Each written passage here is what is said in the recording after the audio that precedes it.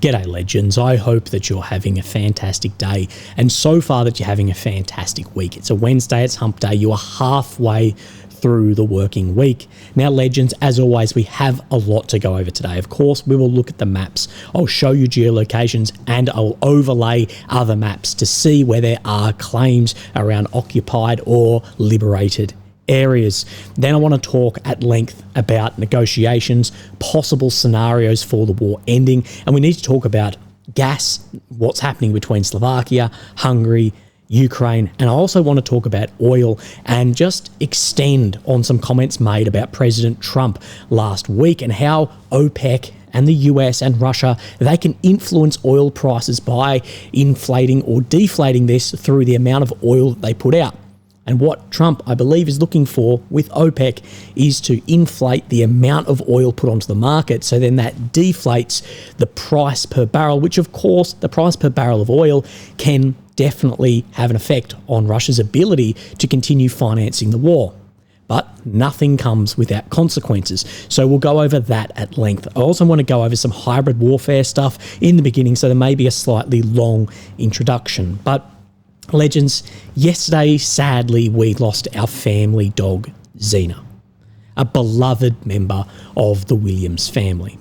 We rescued Zena 11 years ago when a neighbouring farmer assessed that she was too timid, too shy, too polite to work on the farm and work with the sheep. So he was just going to shoot her. We bought her off him for $100, gave her a second chance, and she gave us, for over a decade, of just unconditional love and loyalty and companionship. The contract you enter when you get a dog is that someday they will break your heart.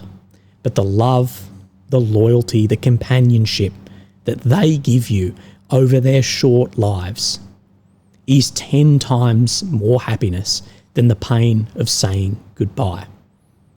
You know that I'm not a religious man, but I do believe that all dogs go to heaven. And I know a lot of people can relate to this with family dogs. Now, legends, let's get into the actual parts of the video.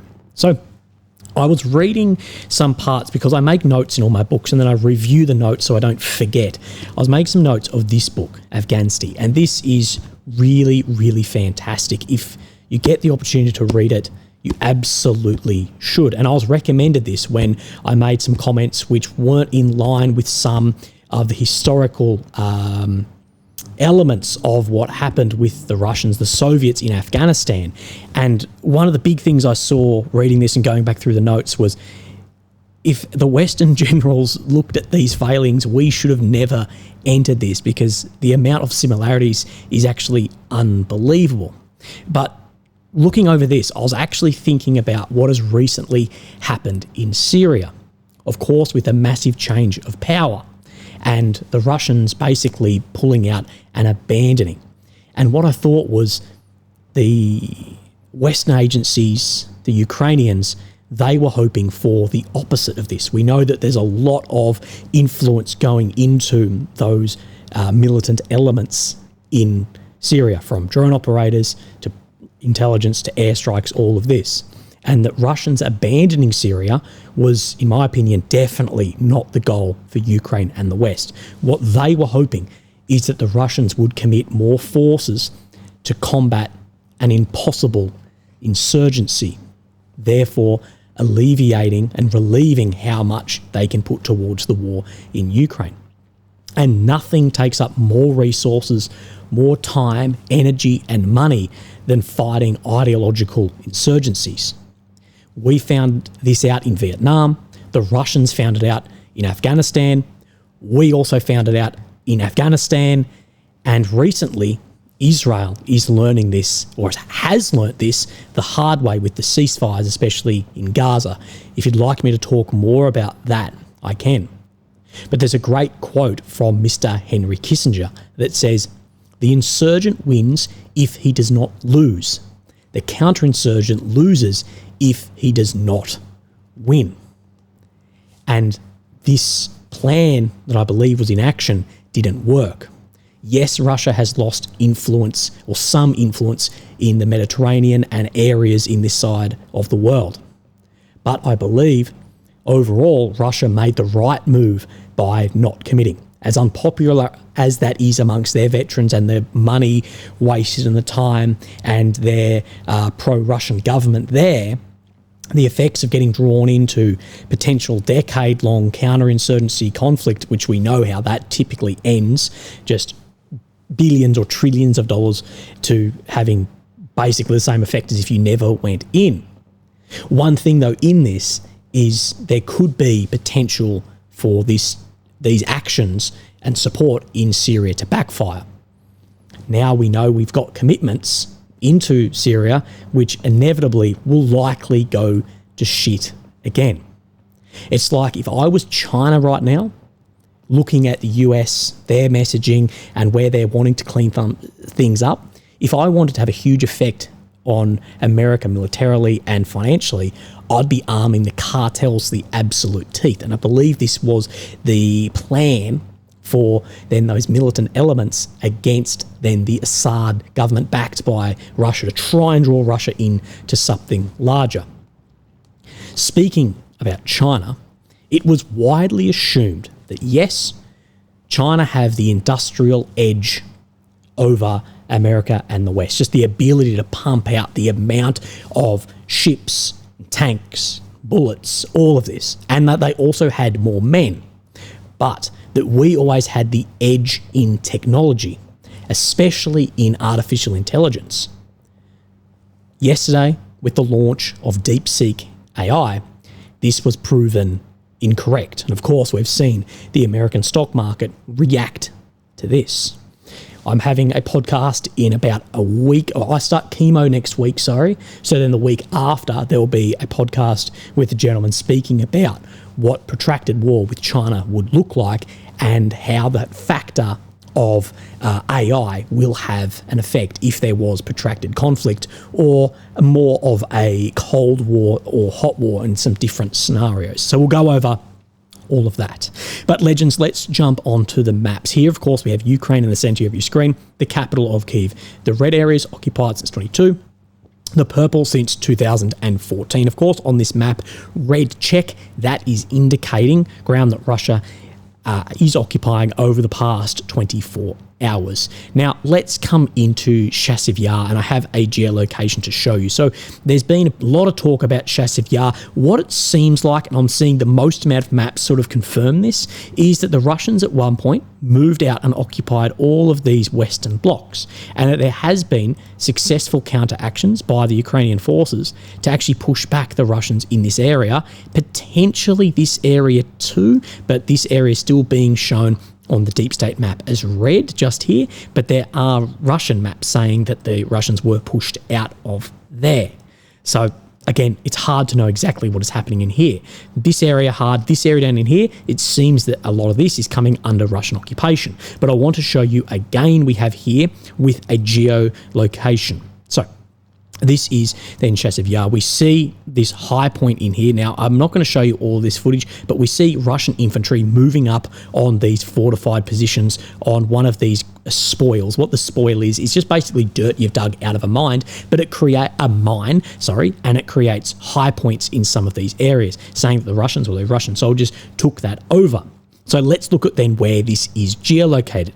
So we come down, it's just to the south of Chasiv Yar, and just about right where my cursor is at the moment is where they're saying this was geolocated. Russian infantry assault on a stronghold. Now, this is about 1.4 kilometers from declared red zone on this map outside of grey zone, so definitely grey. We're unsure at this point if the Russians were able to hold that area. We may get a better idea in the coming days. But these high points, these spoil points, whether in Chasiv Yar, whether in Toretsk, whether around Pokrovsk, these high points in relatively flat land are very, very important. Very important for radio frequencies. They're very important for radio repeaters, just getting antennas to height, all of that. Also important for observation. Not just a guy there with a pair of binoculars, but different types of observing equipment, thermals, all of this as well. I won't go into that too much. But of course, with those radio signals, it's very important too for electronic warfare to get those booms on a high area to have more effect out. So this movement in here and these movements can have a lot of effect then flow down the line. So let's pull up out of here and come back down into Velyka Novosilka. Now what you can see is the remainder of Velyka Novosilka has come under control. Deep State today, they're confirming that Velyka Novosilka is now occupied.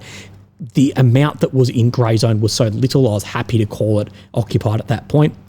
Now, I believe that in the coming days, we will likely see the Russians push all the way up to the Nokryali River. That should probably be red, but don't worry about it too much, up into here. And then following this, I think it is highly likely that we will see all this ground, this open territory here, until these villages really move faster, until you reach areas of more resistance. And of course, the final fortification lines that sit around Shevchenko before areas like Komar. So we'll keep a watch out on that, but we can see today further ground being made by the Russian forces. So let's move our way just to the east of here a little bit. And we have, of course, the island of Andriivka, where the Russians apparently are just in an island here. Now, I believe most likely this is looking like this at this point in time. But until everything shows it, I guess we'll sit somewhere in the we don't know category. So let's talk about this from Russian DivGen map. Now, what they are showing is that one of these major fortifications between Shevchenko and Andriivka has come under control of the Russian forces. Like I said last time, some of these major fortifications and some of these major areas, such as Kursk, Velyka Novosilka, have come under control with relatively little resistance. Not saying none, there's still a hell of a lot, but compared to previous, very, very little. And they're showing all of this, and they're showing movement all the way up to about Slovyanka. See where these two tree lines, or maybe it's like a creek line coming out, all the way up to here down this road. So I'm more inclined to believe this map showing where this movement is, a little bit of red here, that it's somewhat looking like this. I think this update may come in February, so it doesn't show a large kilometre square gain over January. But I will get you that update of how many kilometre squares are coming under control month to month. Just north of here, we spoke about this area yesterday, some maps showing that this Nadezhdanka has come under control. You can see southern movement being confirmed by the Ukrainian map here. We bring up then DivGen, and it's hard to see because it's just a very similar red, but this area to the south, they are showing coming under control. But further out to about where my cursor is at the moment and down on a 45 through here, but showing this area is coming under control. But what we can confirm between these maps is, yes, they look different. Can we confirm that there was Russian movement on the south of here, occupation? Yes, on these two separate axes. We can definitely confirm that. Now, this map as well showing more movement to the east of Pishani. Pishani, I don't know how many places are named Pishani in Ukraine, same as Shevchenko, so it can get confusing. But of course, this is in the direction of Pokrovsk. There are maps saying that Russians are pushing down the road from Kotliny towards Pokrovsk as well. So I guess we will see what becomes. I don't think we'll see movements into Pokrovsk until this mine is taken, because this is very, very important, as well as potentially these roads on the flank as well. It's going to do with how the Russian commanders assess the resistance in here.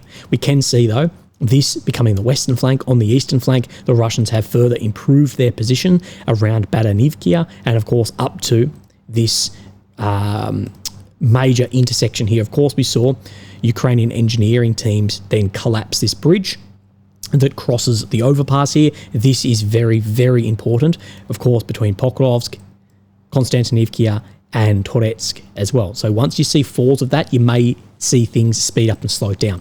One of the biggest faults people make is assuming that attritional war is then linear.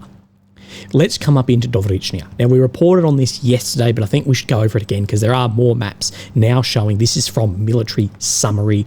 He is showing that all of this now has come under occupation. So all of Dovrychnya and a lot of other maps, both neutral or Russian, are showing this at the moment.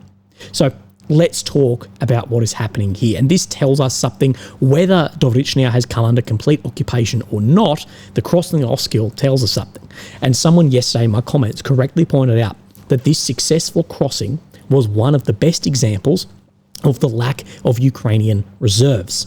The ability for Russia not only to gain a foothold on the other bank here, but then continue to advance past the Oskil out to over 5 kilometres and gain the northern flank of Kupiansk, and how critical this is for Kupiansk.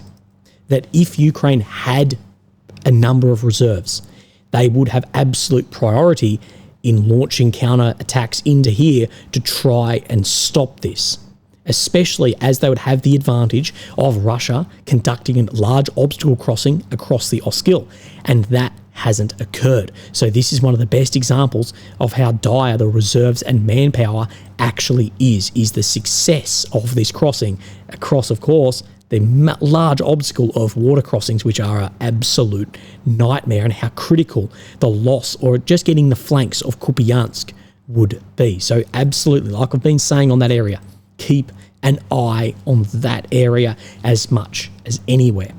And even if this doesn't continue, what does it do? Well, the hottest areas from Velyka Novosilka, Pokrovsk, this is let's go just down to here, 220 give or take kilometres away from the hottest area. So it's drawing a lot of forces up that takes days and days to reinforce. Again, that's why this never made sense to me. And I think more people are coming to the reality of this may not be a good thing overall. So let's talk about something that has been brought up. I've brought it up before on my channel about 18 months ago. Of course, I got hammered for it. That's fine. But I've seen a lot of other people recently in comments, in Telegram, YouTube, all of this, talking about how could Ukraine enter NATO and the EU regardless of somewhat of Russia's further actions on the front line. Could Ukraine be somewhat grandfathered in? So I want to show you this slide first, and then I'll show you something on the map. This is Zelensky talking about, of course, the Prime Minister of Slovakia, Robert Fico. Now, there's a few things we need to talk about in this. That American LNG must be paid for with money, but Russian gas comes at a cost, not only of money, although it is cheaper, but also independence and sovereignty. Europe, for too long, banked their independence and sovereignty on a historical enemy of Russia and America with their military. And this gave, of course, massive rise to the EU and Europe's competitiveness on markets, but it did really come at a cost. And now we're seeing that cost, whether from Putin with launching a war, cutting off gas and oil and trying to find other markets, and Trump saying, well, you need to pull your weight, we're having big problems. And the cost per unit of US LNG is significantly higher than per unit of Russian natural gas coming through a pipeline.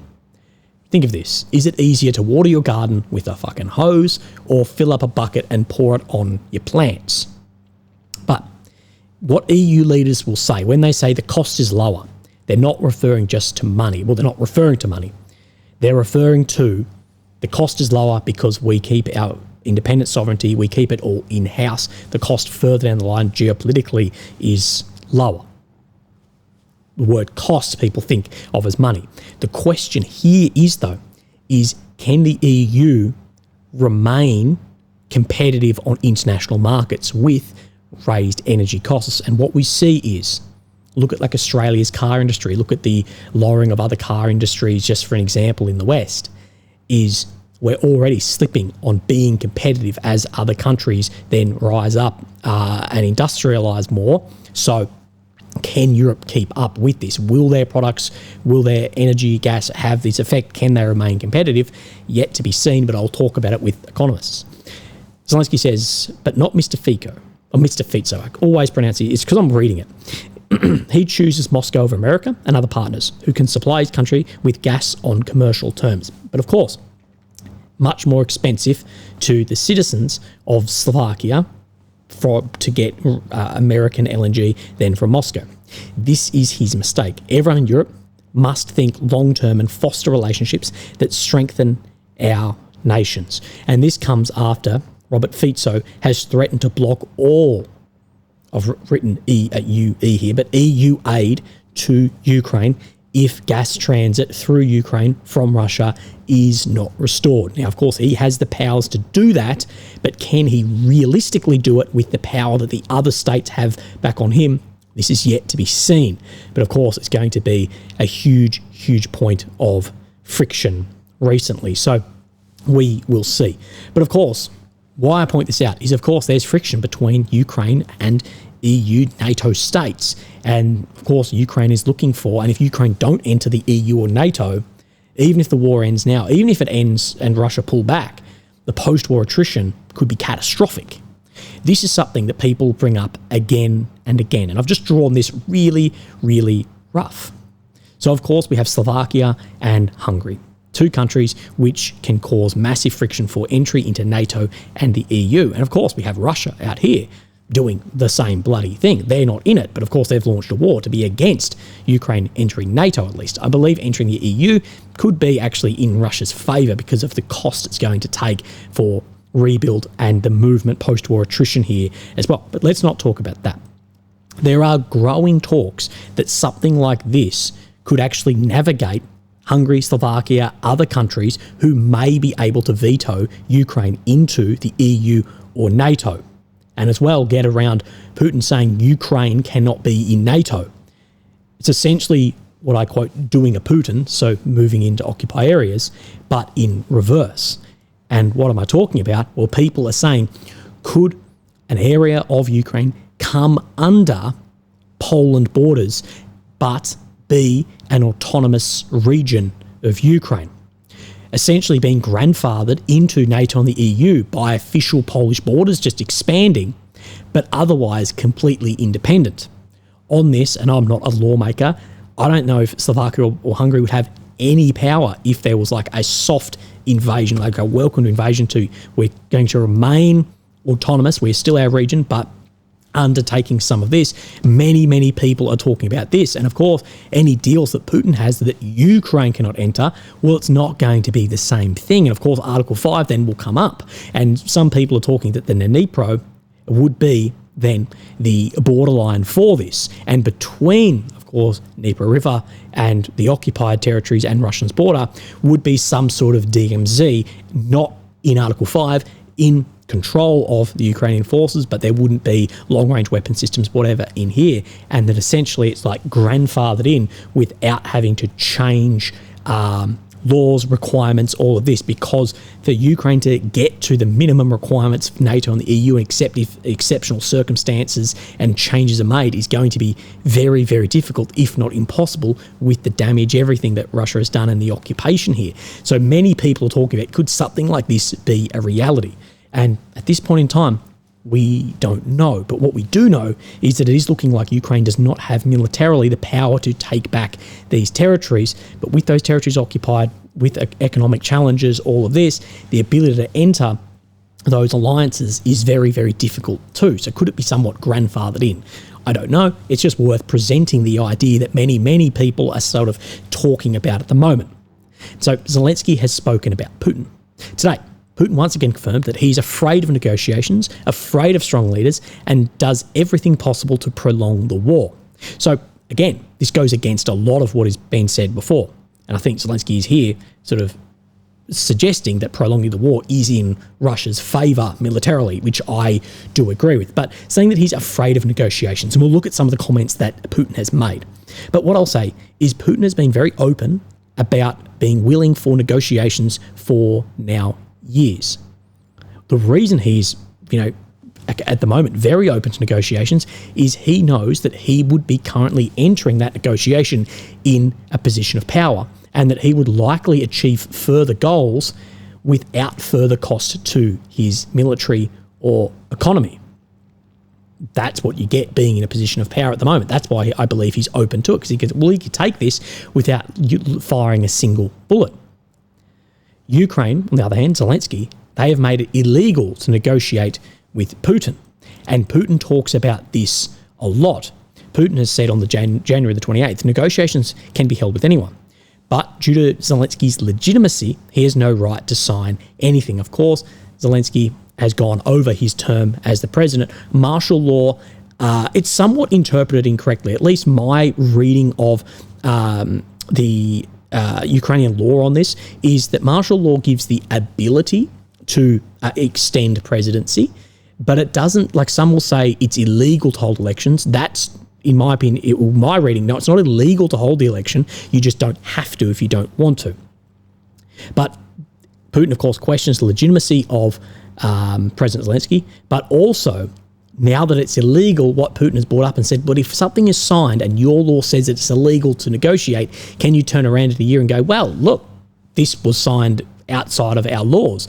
Similar to if you get a speeding fine and the cop writes down your name wrong, you can say, well, it's wrong.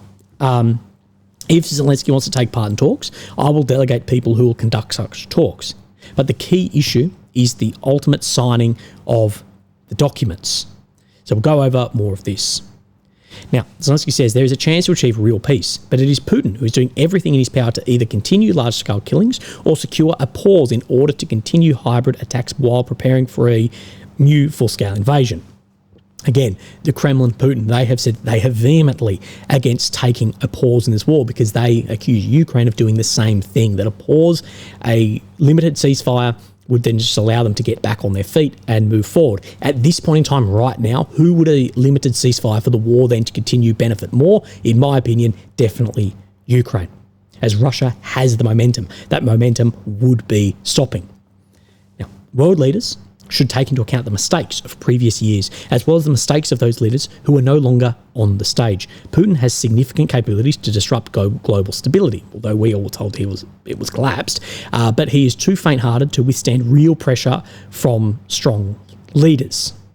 Well, there's been real pressure from strong leaders over the previous decades. That is why we must act decisively and in unity. All those who have the courage to believe in peace and bring it closer through strength. True peace is possible if Russia is forced into it. And this is what we hear again and again. We force Russia to the table, force them into peace. But no solutions are being brought forward. Not even steps are being brought forward, like realistic ones, for how you can bring peace through force. And a lot of people, and including Trump, whether publicly behind closed doors, will be saying, but you're not prepared to mobilise down to 18 either. What we don't hear about anymore is you never hear the 10-point peace plan mentioned ever anymore, or the 5-point victory plan is never mentioned. These have just been abandoned. So what's not being brought forward is like realistic steps for peace through force approach. If Ukraine has a realistic way to do this and reduce then Putin's influence, Russia's, quote, significant capabilities to disrupt global stability, Trump would be all ears. So would the other leaders, because of course this would just increase US hegemony and Western hegemony in Europe and Asia. You need to remember, though, that Trump will not jeopardize the US for Ukraine. That is really worth noting when solutions or steps are brought forward. Whether this is into oil as well for jeopardization, that we'll talk about that now. But this knowledge that Trump will not jeopardize his country for any other country, for anyone else, this is the biggest draw for, if you're a fan of Uno, that Putin has. Because prolonging the war or escalating the war can, of course, raise further concerns around the economy, standards, all of this, or ability to have war as well, and can force Trump and maybe make other decisions too.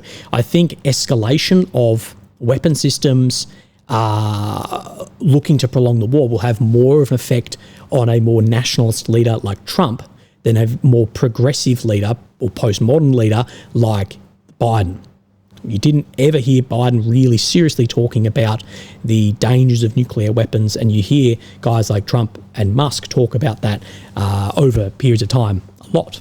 But let's talk about oil, as this can be one of the major impacts on the Russian economy. And this comes out from Reuters. Saudi, other OPEC plus ministers meet after Trump calls for lower oil price. So they're going to hold a meeting next week after Trump's call for lower prices. The TLDR, the primary thinking here, is to force Putin to the table if you undercut his ability to fund the war. One of these major ways is oil. Gas, a lot of that has been cut off, has had effect, limited. Oil is a big one. The sanctions have not had the desired effect at all. Has it had effect? Yes, I'm not saying that it hasn't. Has it had the effect of just things collapsing? Not at all. So if US can tank oil prices, this would be a big hit for Putin. The issue is, nothing comes without consequences. You are also going to take a hit on that price. The US profit margin on oil is much, much smaller. Of course, US, higher wages, OH&S, all of this goes into your profits and what your margin actually is on this, especially when you're talking Saudi and Russia. The question rises, well, why would Saudi want to make less? Of course, what they can do, Saudi, Russia, America, what they can do is they, of course, limit the amount of oil they export. So they can flood the market with oil, therefore bring down the cost. And we have seen this happen in recent memory as well. This is something that I shared before just to give some background on when this was first brought up. Russia and Saudi Arabia, as you know, limit their oil exports to keep oil prices up in what is OPEC plus. Russia isn't a member of OPEC, but they're in OPEC plus. So both have spare capacity to produce up to their their allocated quota or allotted quota. Trump wants OPEC to use their spare capacity and increase supply, which will lower prices and hurt Russia's ability to fund the war. This also means knifing Russia in the back, and that would result in Russia never working with OPEC again, and some permanent consequences here for prices of these products too. Biden went to Saudi Arabia to ask them to do this before, and he basically told Biden to get lost because Biden thrashed MBS, this is the ruler of Saudi Arabia, during his election campaign and called him a murderer. The problem is Saudi Arabia can't afford a lower oil price. Their break-even price is at $96 to balance their government budget. These prices, of course, can fluctuate massively from break-even to market price, all of this. So this would cost Saudi Arabia a lot of money, and it would have to go into debt to fund the government budget. Now, when we talk about break-even prices, which I'm going to show you a little bit later on, due to taxes and what in Saudi, their production, how much it costs them to produce a barrel of oil versus their break-even price, that has a lot lower margin than US and Russia, that percentage between it. I'll show you in a sec. So unless you offered Saudi Arabia a huge incentive, they would tell Trump, no, we can't do that. So you're going to be at their loss. You're going to have to cover their loss. And this is going to be in the hundreds and hundreds of billions of dollars. Of course, it costs the US a lot too to produce oil. Well, to export oil, to put it on the markets, all of this. It's going to cost a lot of money there too. But people bring up, well, what happened in the early 2010s when oil prices then plummeted? So this is a good example of this happening before. A sharp decline was primarily driven by a combination of increased oil production, particularly US shale oil, and global demand, other factors, but we'll go over just increased production here. Surge in US shale oil production. Drilling technologies led to a boom in US oil production, significantly increasing supply. So you increase supply, demand is still the same, or demand can increase, but that increased supply will reduce the cost per unit. OPEC's response. Instead of cutting production to stabilise prices, OPEC, led by Saudi, decided to maintain high output levels to defend market share, further exacerbating the oversupply. So what Saudi could have done is draw back on how much they put on the market, but they keep it there. There's more oil on the market, therefore it's going to be less. As a result, oil prices plummeted over 100 per barrel to then below 30 per barrel in early 2016. And if you remember back in 2015, 16, 17, filling up your car, very, very, very cheap. This had widespread effects, including financial strain on oil exporting countries, bankruptcy in the energy sector, and economic challenges for regions dependent on oil revenues. And of course, one of his slogans is drill, baby, drill. turns out that used to be my Tinder bio. No, it might be your Grindr bio. But he wants to more oil, more US money, but will, of course, have an effect on the on the global market for the price of oil, which, of course, can affect, Russia and their ability to finance the war. But again, nothing comes of that consequence. Trump last week called on Saudi Arabia and OPEC to lower oil prices. OPEC Plus has yet to respond. 5 OPEC Plus delegates said in a meeting of the group's top ministers on Feb 3 is unlikely to adjust its current plan to start raising output from April. So they're saying it's unlikely they're going to start raising output. What Zelensky are looking for is raise that output, lower the money that Russia can make. On Monday, Saudi Energy Minister, this gentleman, held talks with Iraq's this gentleman here and Libya's this gentleman here, being reported by press agencies. These leaders, they discussed strengthening joint efforts to support the stability of global energy markets to serve mutual interests. And what I will say is many countries, not all countries, but many countries, especially in this part of the world, will prioritise profit margin, the amount of money they can make over a European conflict or war. Also, it is worth noting the amount of overlap between BRICS and OPEC. And just on a really side note, look at how President Putin was welcomed into Saudi to like a rock star hello. So this is worth looking at. The average production cost per barrel of crude. Now, of course, this can shift up and down. This is very rough budgets. US, $40 to $50. Russia, $20 to $40. Saudi, $10 to $20. But when we look at then the break-even cost, Russia is the lowest, and Saudi and the US are very similar. This is due to technology in the US, but as well as Saudi with around other taxes, all of this, their break-even cost is actually similar-ish to the US, although significantly cheaper for the production of this. Oil prices have risen this year, with Brent crude reaching almost $83 a barrel on the 15th of January, its highest level since August. Supported by concern about the supply impact of US sanctions on Russia, prices have since eased, trading below $78 on Tuesday. OPEC Plus group members of the Organisation of Petroleum Exporting Countries, OPEC, and allies including Russia, on February 3, its joint ministerial monitoring committee, a top of their top ministers, will recommend policy changes is scheduled to meet. So they're meeting on the 3rd of Feb to discuss this. The ministers will likely make no changes at the meeting to their existing plan to start raising production from April.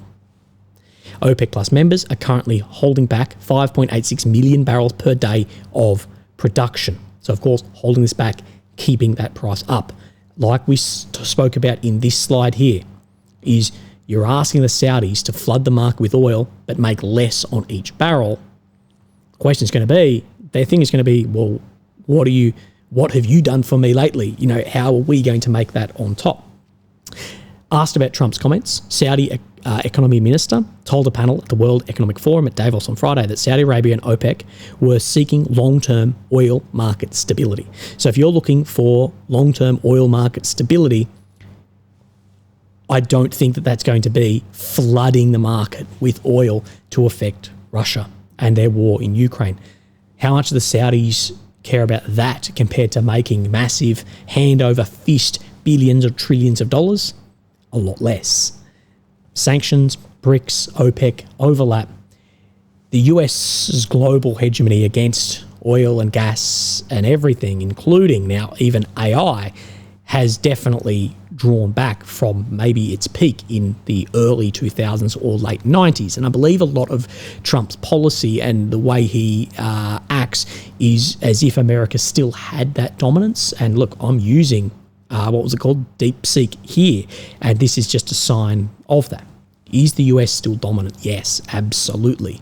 But is it like this anymore? No, it's more like this or more like this with other alliances, BRICS, all of this. And the biggest one would be if there's ever a military alliance formed with China and any other states. And the biggest risk here being Russia, because the way Russia and China can scratch each other's backs is a real real concern. Anyway, legends, I hope that you have a fantastic day. Lily's parents are sending over Bez to spend a couple of days with me as well, so that will be very nice. Bez is their German short-haired pointer who you may have seen before. Legends, have a great day. If you'd like to support me, there's links below, but otherwise, I'll speak to you tomorrow. Thank you. Bye-bye.